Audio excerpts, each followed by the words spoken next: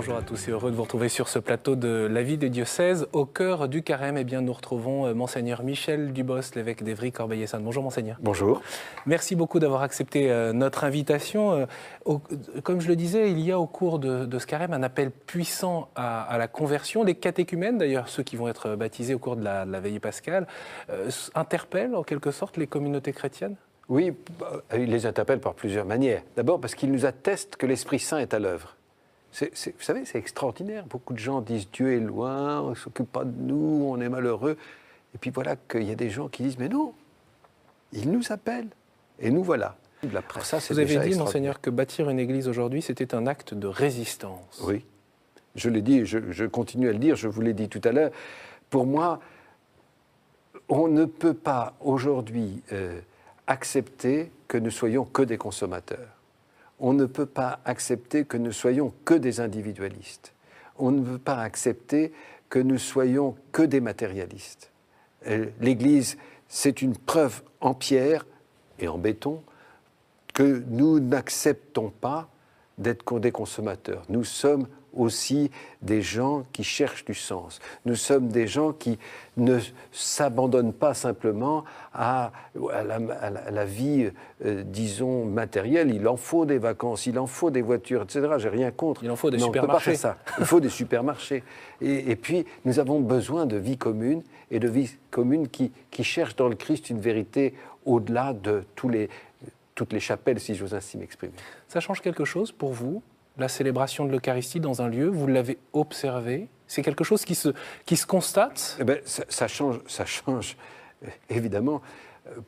Une communauté ne se fait pas du jour au lendemain. Mais quand il y a une communauté, évidemment, ça change. Et quand la communauté vieillit, ça change de moins en moins. Donc il faut aussi que les communautés se renouvellent. Et il y a une espèce de jeunesse de l'esprit qu'il faut toujours accueillir. Mais je reviens aux catéchumènes. Les catéchumènes nous montrent cette jeunesse de l'esprit.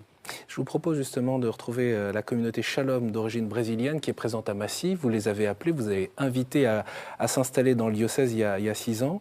Et pour ces membres, eh bien évidemment, c'est l'évangélisation qui est l'un des objectifs. Je vous propose de retrouver le témoignage d'Aline Oliveira. Elle est la responsable de la communauté Shalom, donc à Massy.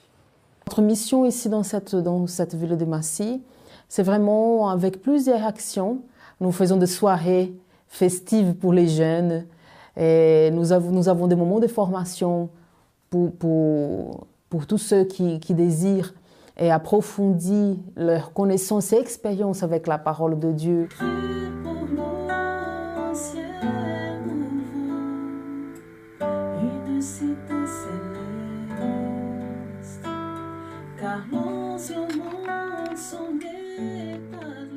Ce qui est difficile, je crois, qui jusqu'à aujourd'hui pour nous, c'est un peu la réalité de, par exemple, l'évangélisation. Je crois que c'est la façon d'exprimer la foi qui est différente. Déjà, je crois que les Brésiliens, déjà, on parle beaucoup, on fait beaucoup de gestes. C'est le fait que nous avons plus de liberté, peut-être, pour exprimer la foi qu'ici, on n'a pas trop. On a la laïcité qui peut-être nous empêche un peu et qu'on s'endurcit et qu'on a peur, même quand on a le droit. On a peur d'évangéliser même quand on a le droit, disait à l'instant Aline, Monseigneur. Oui, mais c'est-à-dire qu'en France, nous avons, Dieu merci, le respect de l'autre. Enfin, beaucoup de gens ont le respect de l'autre. Et le respect de l'autre, on a l'impression que ça consiste à ne pas dire son opinion. Alors je crois que c'est une erreur profonde. Je crois qu'en démocratie, si on n'ose plus dire son opinion, on court à la dictature. Il faut absolument, autant je demande que l'État soit neutre, autant il me semble que le domaine public, il est public.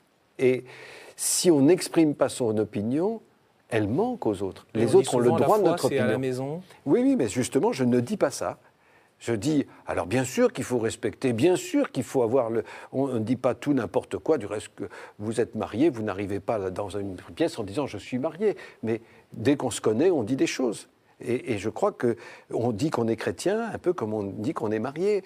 Et il me semble que si nous n'arrivons plus à dire notre foi en public, ça veut dire que nous ne croyons ni à la démocratie, ni à notre foi.